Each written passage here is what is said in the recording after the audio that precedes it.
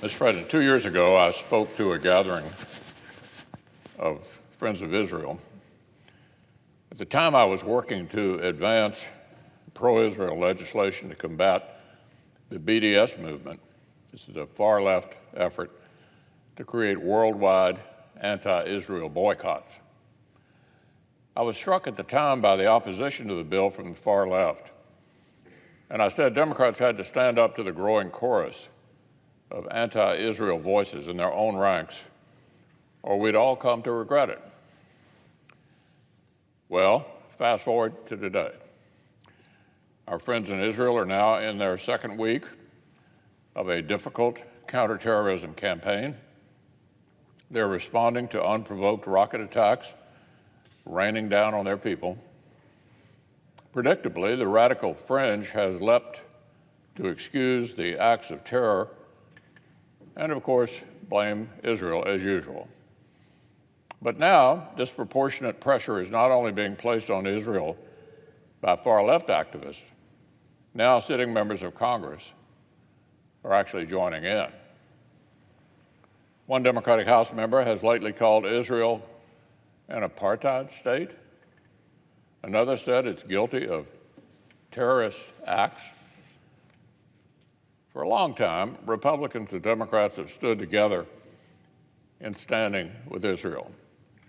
I'm proud of all the work we've accomplished together, like improving Israel's Iron Dome defenses, providing precision-guided munitions and joint strike fighters, and collaborating on counter-tunneling technology to thwart terrorists. These bipartisan efforts have paid dividends for Israel and for the United States. As recently as 2014, during the last major conflict between Israel and Hamas, most Democrats stood unhesitatingly with Republicans to unequivocally condemn Hamas and support Israel. But now, rather than having Israel's back, senior Democrats have actually pressured Israel to end its defensive operations. They've called for a ceasefire and urged leaders to strive for peace through a negotiated two-state solution, as if Israeli prime ministers from across the political spectrum haven't made good faith efforts in the past toward peace. Of course, in this case, Israel's not fighting the Palestinian Authority. They're not up against the Palestinian Authority. They're at war with the Palestinian. They aren't at war with the Palestinian people. They're fighting Hamas. Now, everybody around here surely knows by now Hamas is a terrorist group that opposes a two-state solution. They want Israel destroyed. That's who this fight is between, Israel and Hamas. Not the Palestinian Authority, not the Palestinian people, Israel and Hamas. Israel versus terrorists.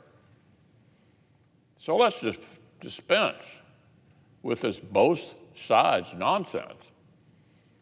Only one side has taken credible steps toward peace. And even when rocketed by terrorists, Israel takes extraordinary pains to avoid harming civilians. This includes, now listen to this, giving advance warning to Palestinian civilians in the places they're about to strike. Call them up in advance and say, get out of there, we're about to strike.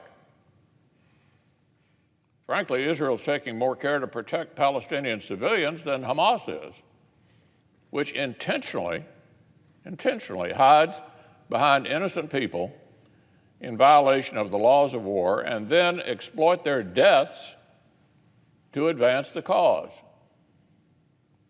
Hamas doesn't represent Palestinians any more than it represents the rest of the region's Arabs, which is to say, not at all.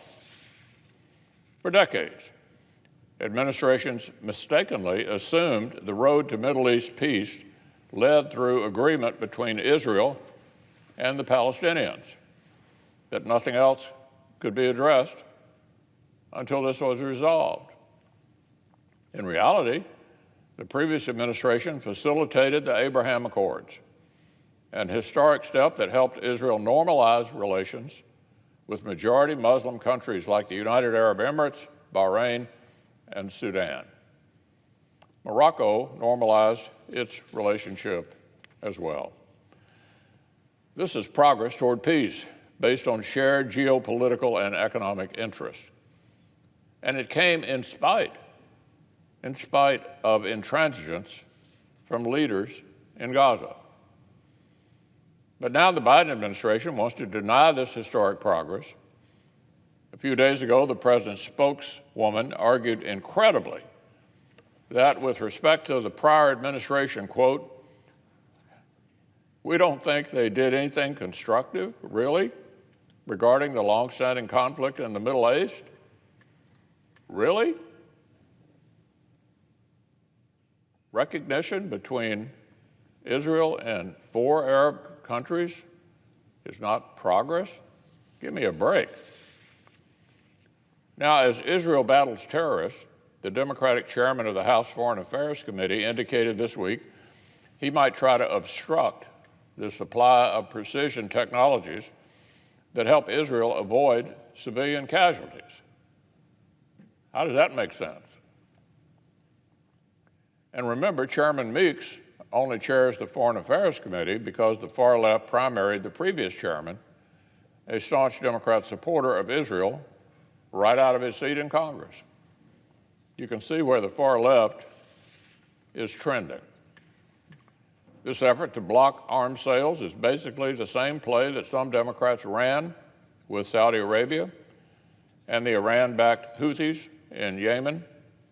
So let's just think about that. Fortunately, the latest report suggests the chairman may be backing down from this. I certainly hope so. But the White House still can't give a straight answer on whether and when we'll help Israel replenish the Iron Dome system that protects its citizens. Leading Democrats are even talking about easing sanctions on the Iranian regime that helps fund the terrorist proxies like Hamas and keeps their rocket arsenals full. They come from Iran.